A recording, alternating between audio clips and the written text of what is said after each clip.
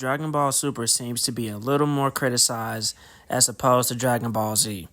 Dragon Ball Super doesn't follow the same recipe as Dragon Ball Z. The most noticeable difference is the animation, I would say.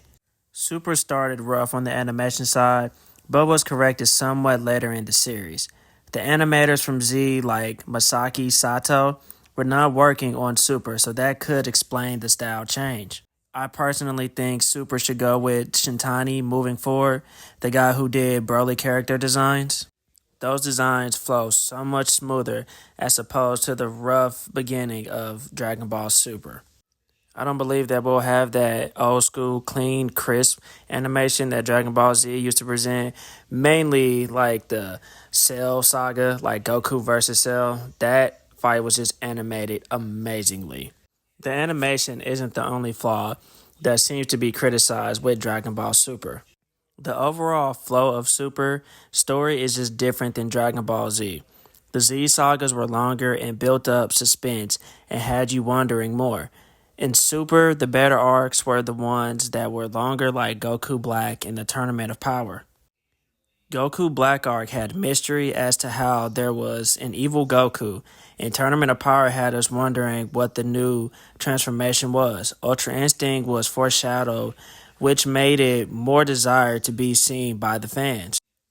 The Z sagas were more fleshed out and had build up from one episode to the next. I do believe the Moro arc and Granola will be great additions when animated to Super though.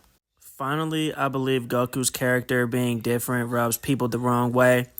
Goku has always wanted to fight strong enemies, but cared for the safety of Earth first. In Super, he only cares to get stronger and fight. Goku was always playful in Dragon Ball Z, but he knew when to get straight to business and when to be the no-nonsense Goku that we could see in the Frieza saga and sagas from there on up. In Dragon Ball Super, I would say that we don't really get to see a very serious Goku. He is definitely pretty much as mature as Goten in Dragon Ball Super. I doubt we will ever get a speech like he did versus Frieza. Goku was never the smartest character, but you could tell he was an adult. Super, of course, isn't all terrible. It has given us some very memorable moments.